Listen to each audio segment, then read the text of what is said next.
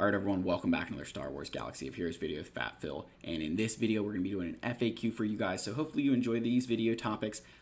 As always, make sure you like and subscribe, and if you are so interested, you can go ahead and join the channel memberships. Again, link in the description down below. These guys, thank you so much for your continued support of this channel. If you want to support it for free, if that's what you can do, that's perfectly okay. Make sure you subscribe, comment, put that thumbs up. We want those thumbs ups. And yeah, guys, just let me know what you think in the comments section. That helps this channel grow just as, really well too. So thank you again for your continued support, guys. You all are scholars and gentlemen alike. So let's get into our FAQ, guys. I know this is a series you guys have been enjoying lately. I enjoy it as well. So let's try and get back into the swing of things here. And let's start it off. So I just want to say that Wampa in Grand Arena is so clear of Starkiller. He didn't even pull down, this team didn't even pull down their Star Destroyer on my Wampa. Just complete and absolute destruction here. It was amazing.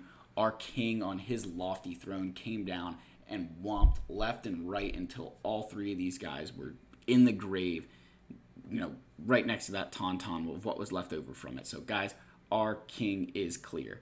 I really wish I'd got that on video for you guys, but just wasn't in the cards today when I was doing my Grand Arena, but it was really awesome to see that. That was a very risky battle, and that definitely helped me over the line. So that was a big win. Guys, I know Jack is constantly asking for Relic 9 Cup. Look, you need to do like the opposite of what Rose was saying in Titanic and just like let go, Jack, okay? Just like let go, man. Come on. Please, I don't want to have to do that Relic 9. All right. So I want to talk, I have this demise of matchmaking, and I get a lot of questions about like the 3v3 matchmaking, 5v5 matchmaking. Like, I think the Grand Arena matchmaking system, one of the big reasons, like the demise of it, is 3v3. And I have the Tuskens here just because both of their Omicrons are for 3v3. And I'm going to say this, that making Omicrons for 3v3 GAC, making them specific for 3v3, is a nail in the coffin that like 3v3 will be around for eternity. It's unfortunate, right? Because we really don't like 3v3, but it's just kind of the situation we're living in. But I really think that the demise of this matchmaking, right, the GAC matchmaking would be so much better if there was no 3v3, because I kind of get you could group any of my opponents for Grand Arena 3v3 into, guess what, 3 categories.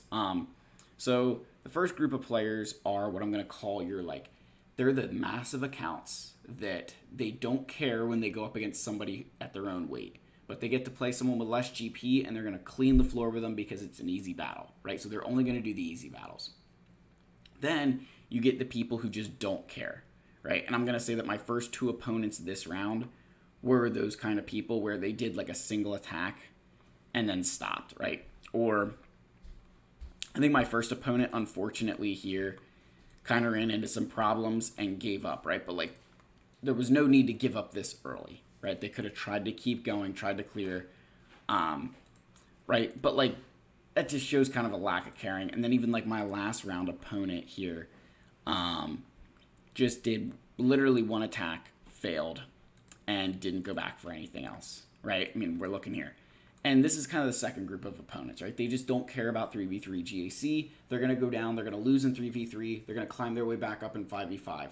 And that pollutes the system, right? That changes the way that you're going to be able to play, GAC in your matchmaking, because it's not going to be setting you up with people who are actually at your skill level. There's going to be players who fall drastically in 3v3 and then climb drastically in 5v5. The third group of opponents, I'm not sure if this guy will fall in there. We'll kind of see. He's in the championship round, so he should probably care, a little bit. But the third grouping of opponents is the group that I would say, what's the best?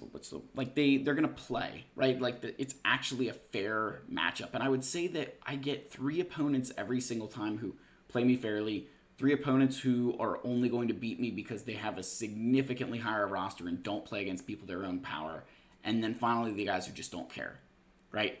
And those are like the 3 groups of opponents that I face in 3v3.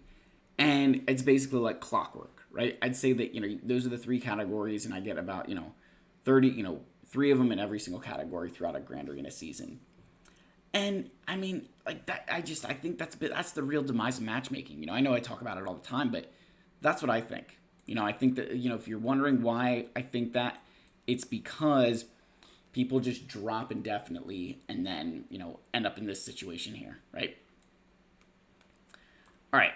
So this next topic kind of comes from, I saw a comment in the Create Dragon raid, and I was talking about how, you back into a lot of those teams, right? That you're going to be very purposeful in building your bounty hunters, an Old Republic team, and then like, Jabba, right? And then after that, you kind of just back into stuff. And that kind of goes along the lines of living within your means, right? If I don't know how many of you guys are, financial gurus or whatever, but like Dave Ramsey is really big in this as well. But anyway, sidebar, but gives you a little bit of background of, where I get financial advice from at times. But, don't go off. What I mean by living within your means, don't do something in your account that isn't going to benefit you. And a great example would be Relegate Wampa. There are going to be a ton of people who see my Relegate Wampa and think, oh, you know what, because Phil did it, I'm going to do it. But what is Relegate on Wampa going to do for you that you can't currently do right now? And if you can't answer that question, then don't put those resources into him. Another great example, Relic 9 Piet. What is a Relic 9 Piet going to do for your account today that your Relic 8 Piet can't do? Because the reason I'm asking these questions of you is that, are you investing resources because it actually looks good, because it's going to make you better, or just because it looks cool, right? Like, live within those means. Even like someone like a Lord Vader, Galactic Legend.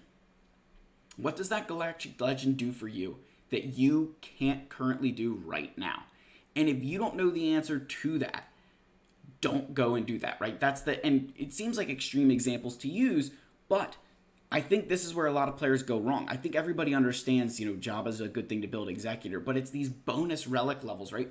What is that going to do for you that you can't do right now? And then how are you going to be able to recover from that, right? If you throw Relic 8 onto your Wampa, how long is it going to take you to rebuild all of those resources that you spent between the error magnifiers, the Zimbital cards, the impulse detectors, the signal data? Like, if it's a significant amount that will take you months to recover from, maybe that's not a good option for you, right? That your account isn't ready for that.